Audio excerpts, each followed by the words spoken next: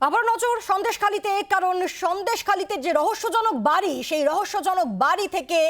Robot নিয়ে আসলো এক রহস্যজনক থলি, এবং সেই থলিতে বিস্ফোরক রয়েছে এমনটাই এনএসজি সূত্রে বলা হচ্ছে। তবে কতটা উচ্চ ক্ষমতা সম্পন্ন সে বিষয়ে এখনো অবধি কিছু জানা যাচ্ছে না। যে রোবটের ছবি আপনাদেরকে দেখাচ্ছি, এই রোবট ঘন্টাখানেক তল্লাশি চালানোর পর সেই রহস্যজনক বাড়ি থেকে নিয়ে আসে এক রহস্যজনক থলি। আমরা কথা বলবো, পিয়ালি মিত্র রয়েছেন টেলিফোনে প্রতিনিধি। পিয়ালি, এখন কি চলছে, কি দেখছো?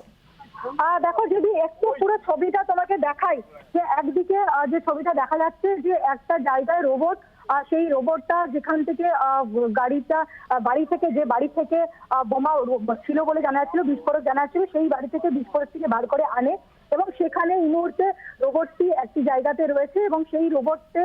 সেই জায়গা থেকে কর্ডন করে রাখা হয়েছে এবং সেখানে ডিফিউজ করার কাজ চলছে। আর ঠিক তার থেকে কিছুটা আগে যদি একটু ক্যামেরাটা ঘুরিয়ে দেখাই, সেটা হচ্ছে যদি ক্যামেরা পার্সন যদি দেখায় যে একটু একটা কন্ট্রোল রুম যেখান থেকে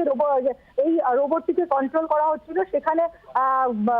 সেখান থেকে এনএসজি কমান্ডোরা তারা রয়েছে, তারা বসে সেই কন্ট্রোল রুমের মাধ্যমে তারা সেটাকে কন্ট্রোল করছিল। এবং তার পাশাপাশি যে বাড়িটা, সেই বাড়িটার ভেতরে কিন্তু এখনো পর্যন্ত সিবিআই এর আধিকারিকরা তারা রয়েছেন। তুমি দেখতে পাচ্ছ, এটা হচ্ছে কন্ট্রোল রুম, যেখান থেকে বসে কিন্তু এনএসজির কমান্ডোরা তারা কিন্তু সেই রোবটটিকে কন্ট্রোল করছে এবং এখান থেকেই কন্ট্রোল করে তারা প্রথমে বাড়িটার ভেতরে, যে বাড়ির ভেতরে আজকে সকালবেলা স্বয়ংক্রিয় যে আগ্নেয়াস্ত্র পাওয়া যায় এবং সেখান থেকেই বিস্ফোরক জাতীয় কিছু রয়েছে ইঙ্গিত তারা পায়, এবং সেখান থেকে আসার পর এই যে কন্ট্রোল রুম তুমি দেখতে পাচ্ছ, তার পাশেই ডান দিকের বাড়িটা পুরোটা যদি ক্যামেরা পার্সন একটু তোমায় ঘুরে দেখায়, যে বাড়িটা একটু দেখাতে বলবো, যে ডান দিকে হচ্ছে সেই বাড়িটা, যে বাড়ির ভেতরে আগ্নেয়াস্ত্র ছিল, সেই বাড়ির ভেতরে থেকে আগ্নেয়াস্ত্র যেগুলো পাওয়া যায় তার সঙ্গে সঙ্গে বিস্ফোরক রয়েছে বলে জানা যায়। এবং এনএসজি টিম পৌঁছায়, এনএসজির যে কন্ট্রোল রুমটা যেখান থেকে বসে রোবটের মাধ্যমে অপারেট করা হচ্ছে, সেখানে তুমি দেখতে পাচ্ছ যে কন্ট্রোল রুমে এনএসজি কমান্ডোরা তারা বসে রয়েছে এবং ওই বাড়ির থেকে বার করার পর বাঁ দিকে বেশ কিছুটা দূরে যে জায়গায় এনএসজি টিম এখানে পৌঁছানোর পর আজকে কিন্তু আগে থেকেই তারা একটা জায়গাকে কর্ডন করে ফেলেছিল, যে যদি কোনো রকম বিস্ফোরক জাতীয় কিছু পাওয়া যায় সেটাকে ডিফিউজ করার জন্য। এবং যে ছবিটা, আরেকটা ছবি দেখাচ্ছি, সেটাই কিন্তু এই জায়গা যেখানে রোবটটা রয়েছে এবং সেখানে রোবটটি কিন্তু সেই যে বিস্ফোরক যেটি পাওয়া গেছে সেটিকে নিয়ে ওখানে পৌঁছেছে এবং একেবারে অটোমেটিক্যালি যেরকম ভাবে রোবটের মাধ্যমে বিস্ফোরকটিকে বার করে আনা হয়েছে, ঠিক একইভাবে অটোমেটিক্যালি কিন্তু সেটিকে নিষ্ক্রিয় করা হবে এবং সেই যাবতীয় কাজটা কিন্তু রিমোটের মাধ্যমে অপারেট করছেন এনএসজি কমান্ডোরা। আরো একবার সেই ছবিটা দেখাবো, যে বেশ কিছুটা দূরে 100 মিটার দূরে যেখানে বোমাটা বিস্ফোরকটা রাখা ছিল, সেখান থেকে বসে তারা যেরকম অপারেট করে, সেখান থেকে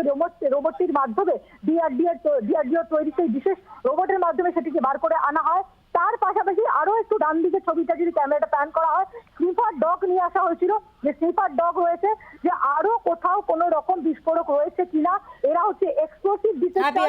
সেই K9 এর যে এক্সপ্লোসিভ ডিটেক্টর যে সদস্যরা K9 এর, তাদেরকে নিয়ে আসা হয়েছে, যারা এক্সপ্লোসিভ খুঁজে বার করার ক্ষেত্রে পারদর্শী, তাদেরকেও নিয়ে আসা হয়। এবং ওই বাড়িটা একেবারে গাছতলায় যে বাড়িতে আজকে তালাবন্ধ ছিল, যে বাড়িতে আজকে সিবিআই এর আধিকারিকরা পৌঁছায় এবং সেখান থেকেই প্রথমে একে একে আগ্নেয়াস্ত্র উদ্ধার, সেখান থেকে বিপুল অস্ত্র ভান্ডার উদ্ধার হয় এবং তারপরে এনএসজি নামে এবং তারপরে রোবটের মাধ্যমে সেই রহস্যজনক বাড়ি থেকে রহস্যজনক থলি নিয়ে বেরোলো রোবট, এবং সেখানে বিস্ফোরক আছে বা